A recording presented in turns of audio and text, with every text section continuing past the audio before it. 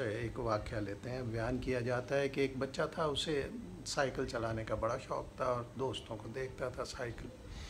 تو اس نے اپنے باپ سے ضد کرنا شروع کی کہ ابا مجھے بھی سائیکل لے دیجئے, میں سائیکل چلانا چاہتا ہوں. والد صاحب اس کے غریب تھے بیچارے, ان کے پاس اتنا پیسہ نہیں تھا, اور وہ ہر روز سن لیتے چپ ہو جاتے, سن لیتے چپ ہو جاتے. ایک دن جب بچے نے یہ کہا تو انہیں غصہ آ گیا, اور انہوں نے کہا بھائی میرے پاس ایسے وسائل نہیں ہیں, میں تمہیں سائیکل نہیں لے کر دے سکتا, مجھے دوبارہ یہ بات نہ کہنا.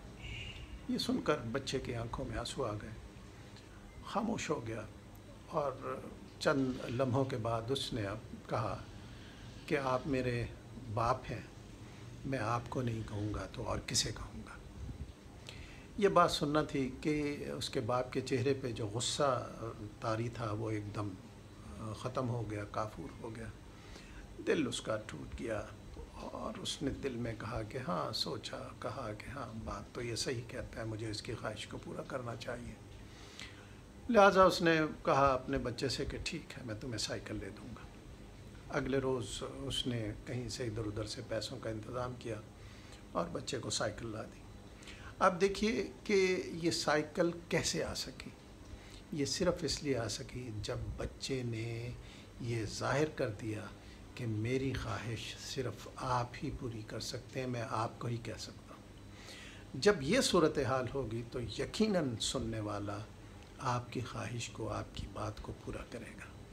اب یہ چیز ہم میں موجود ہونی چاہیے جب ہم پاک پروردگار سے دعا کریں. ہمیں اپنی کمی کا احساس ہونا چاہیے, ہمیں احساس ہونا چاہیے کہ ہم کچھ بھی نہیں کر سکتے, اللہ تعالیٰ جو چاہے وہ کر سکتا ہے. ہمیں یہ یقین ہونا چاہیے کہ تمام تر مادی وسائل ہونے کے باوجود بھی ہم اس پر قادر نہیں ہیں کہ جو ہم چاہتے ہیں اسے حاصل کر سکیں. یہ ممکن نہیں ہے. آپ نے دیکھا ہوگا بہت سے لوگوں کے پاس بے انتہا دولت ہوتی ہے اور وہ کچھ لینا چاہتے ہیں, انہیں نہیں ملتا ہے, یا کوئی بیمار ہو جاتا, بے انتہا دولت ہے, ان کا علاج نہیں ہو پاتا.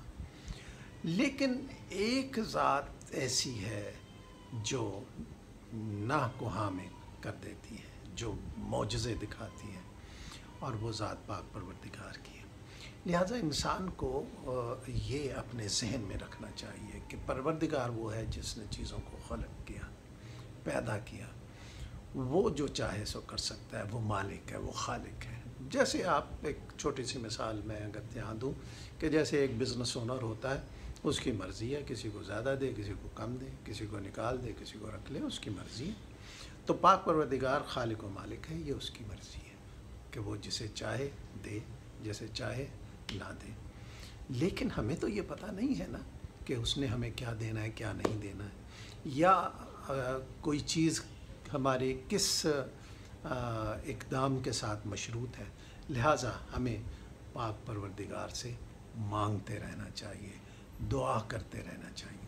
لیکن اس کی ایک شرط ہے, اور شرط یہ ہے کہ ہماری دعا میں اخلاص ہونا چاہیے, وہ ٹوٹ پھوٹ ہونی چاہیے, وہ آنسو ہونے چاہیے, وہ شکستگی ہونی چاہیے.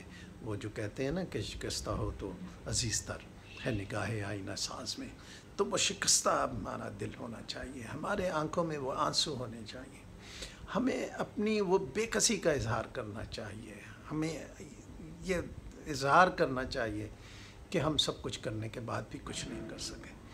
اگر ہم یہ اپنے ذہن میں رکھیں گے اور اس کی بنیاد پر پاک پروردگار سے دعا مانگیں گے اور اسے کہیں گے کہ تو ہی دعاؤں کو سننے والا ہے, وہ جو پاک پروردگار نے کہا امن یجیب المضطر اذا دعاہ ویکشف السوء, تو وہی دعا سنتا ہے نا. تو آپ ٹوٹ پھوٹ کر آپ میں وہ موجود ہونی چاہیے کہ نہیں, اب میں کچھ بھی نہیں کر سکتا, میں ہیلپ لیس ہوں.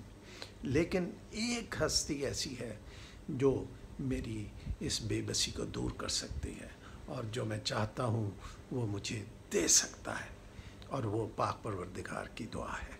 آپ نے قصص القرآن میں حضرت یونس علیہ السلام کا واقعہ بھی پڑھا ہوگا, آپ نے حضرت موسیٰ علیہ السلام کا واقعہ بھی پڑھا ہوگا کہ دریا دو نیم ہو گیا, اس میں راستہ بن گیا, اور وہ اپنی قوم کو لے کے چلیں گے. بے انتہا ایسے واقعات بھرے پڑے ہیں کہ جب ہر طرف سے جواب ہو گیا تو پروردگار نے اپنے ہونے کا احساس دلایا۔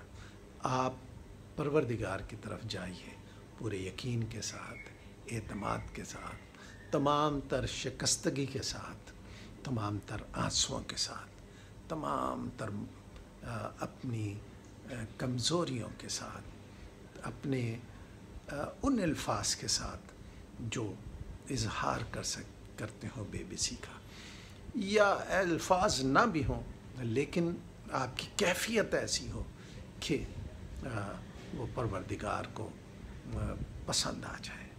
وہ تو 70 ماؤں سے زیادہ پیار کرنے والا ہے، تو یقیناً اس کو رحم آئے گا۔ اس طرح سے دعا مانگ کر تو دیکھیے۔